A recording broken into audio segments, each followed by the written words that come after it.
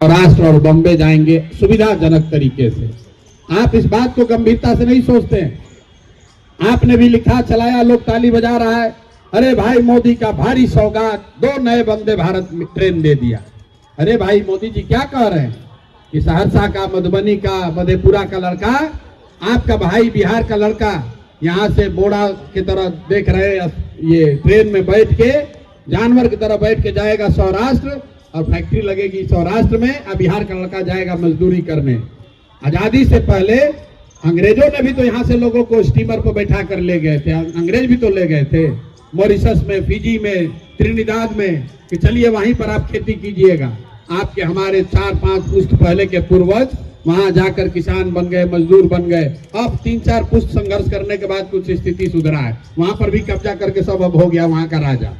लेकिन यहाँ से हम लोग को लोग ढो ढो के ले जा रहा है गुजरात, महाराष्ट्र। ये बहुत बड़ा अपमान का विषय है। आप बताइए, वंदे भारत ट्रेन खाली बिहार से चल रहा है भाई, मध्य प्रदेश से भी चल रहा है, उत्तर प्रदेश से भी चल रहा है, गुजरात से भी चल रहा है। मोदी जी कभी ये कहे कि गुजरात से जो नई वंदे भारत ट्रेन चलेगी उससे लोग, गुजरात के लोग बैठकर जाएंगे तमिलनाडु और महाराष्ट्र में नौकरी मजदूरी करने? गुजरात में मजदूर नहीं है, महाराष्ट्र में गरीबी नहीं है। महाराष्ट्र में 1 लाख किसानों ने आत्महत्या की है पिछले 5 वर्ष में, गरीबी भूखमरी के वजह से। कोई ये कहता है कि महाराष्ट्र से ट्रेन में मजदूर भर के जाएगा तमिलनाडु काम करने? तो बिहार को काहे कहते हो? इसलिए कहता है, जैसे हम लोग के दिमाग में गांव घर में क्या है कि गेहूं सबसे ज्यादा कहाँ होता है, लोग कहता है पंजाब में गेहूं होता है। उसी तरह हो गया बिहार, मजदूर कहाँ चाहिए? तो बिहार में लेबर जब जरूरत है तो भैया बिहार से ले आओ पकड़ के। हमको एक कर्नल साहब मिले थे, आपको मैं बताता हूँ, उन्होंने कहानी सुनाई। कर्नल साहब यही बिहार के हैं, हमसे मिलने आए, बोले भैया हम तो आर्मी में काम करते हैं, आपको धन्यवाद करने आए। हम लोग क्यों? बोले कि आप जो काम कर रहे हैं इससे बहुत हम इंस्पिरेशन हमको मिलता है। और हम अपने ऑफिस के एक घटना उन्होंने सुनाया। एक कर्नल, अपने कर्नल है, उनका जो सामने असिस्टेंट रहा होगा, एक दिन ऑफिस गए तो आप देखते हैं आर्मी कैंटोनमेंट में घास बढ़ जाता है, तो आप देखते होंगे आते जाते कि वहाँ उसको काटता है, वो लेबर नहीं लगाता है, खुद ही जो सैनिक होते हैं उन्हीं लोग से कटवाता है। तो एक सीम्स कर्नल साहब ने अपने जो असिस्टेंट था उसको बोला, जब चैम्बर में गए सुबह सुबह, देखा घास बढ़ा हुआ है, तो बोले कि अरे भाई ये क्या देखते नहीं हो तुम, ये सब घास बढ़ा हुआ है, जरूर 4 लेबर जल्दी लगाओ, अगर अपना आदमी नहीं है तो लेबर लगाओ, इसको साफ करवाओ। तो उन्होंने जो कहा आप सुनिए, वो कहे कि जब तक हम कुर्सी पर बैठे, बाहर निकल कर बोला, अरे 4 को बिहारी को पकड़ के तुरंत ले आओ, इसको साफ करवाना है। उसको ये भी नहीं पता है कि उसका बॉस भी बिहारी है, लेकिन मजदूर लाने का मतलब है कि 4 बिहारी को पकड़ के ले आओ, ये घास साफ कराना है। ये बिहार की आपकी हमारी छवि बन गई है, इसको सुधारना है तो बिहार के लड़कों को खड़ा होना पड़ेगा। किसी की भक्ति नहीं करनी है, प्रशांत किशोर की भी भक्ति नहीं करनी है, जनसुराज को का पर भी अंधविश्वास नहीं करना है। बिहार सुधरना चाहिए। दूसरी एक और बात हम लोगों ने कही अभी चुनाव के नजरिए से, कि अगर जनसुराज से भी कोई गलत आदमी खड़ा होता है उसको भी आप बिल्कुल हराइए, वोट उसके खिलाफ देकर हराइए। बिहार जीतना चाहिए। बिहार तब जीतेगा जब अच्छे लोग चुनकर आए, चाहे वो जनसुराज से जीते, भाजपा जीते, राजद से जीते। अब कुछ जिसको थेतराई करने का आदत है कहता है भैया आप गलत काहे दीजिएगा। हम पूछे उससे, अच्छा ये बताओ आईएएस का एग्जाम होता है, कितना आदमी का टेस्ट ले रही है सरकार?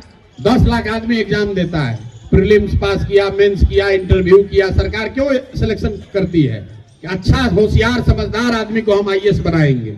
इतना प्रक्रिया करने के बाद भी जो लोग आईएएस बहाल हो रहे हैं, 100 में 90 चोर होता है। तो कोई भी प्रक्रिया कीजिएगा उसमें चोर बदमाश घुसिए जाएगा, कुछ गलती हो सकती है।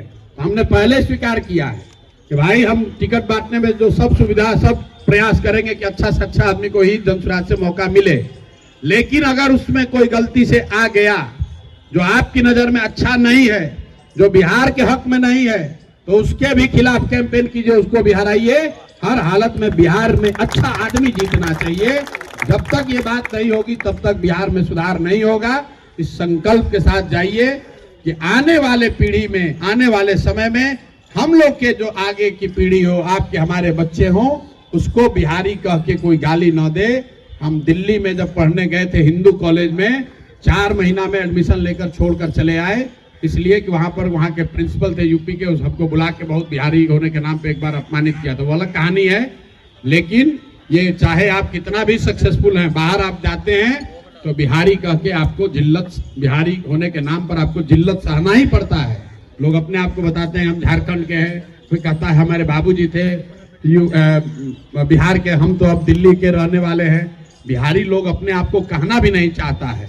इसलिए हमारी आपकी इस पीढ़ी का ये कर्तव्य है, हम लोग का काम है, हर हालत में स्थिति सुधरनी चाहिए। चुनाव आएगा जाएगा, कोई जीतेगा कोई हारेगा, कम से कम कोई ये नहीं कह सकता है कि बिहार में जितना नेता है सब बेवकूफ़ी है। अगर जन स्वराज का कोई नेता खड़ा होकर अच्छा बोल रहा है तो मध्य प्रदेश का आदमी भी कहता है ना भाई अच्छा, बिहार में ऐसा भी नेता होता है। बिहार में ऐसे भी लोग हैं जो अंग्रेजी बोल सकते हैं, फ्रेंच बोल सकते हैं, भोजपुरी भी बोलते हैं, हिंदी भी बोलते हैं। नहीं तो अभी तक छवि यही है कि अरे बिहार का आदमी है, इससे बढ़िया क्या बोलेगा। इसलिए आप सब लोग मदद कीजिए, अपनी मदद कीजिए, आने वाली पीढ़ी की मदद कीजिए, अपने माँ बाप और अपने पुरखों की इस जमीन का सम्मान वापस लड़ने की इस लड़ाई में साथ दीजिए। आप यहाँ आए हैं, आप कितने देर आपको रुकना पड़ा उसके लिए माफी भी चाहते हैं।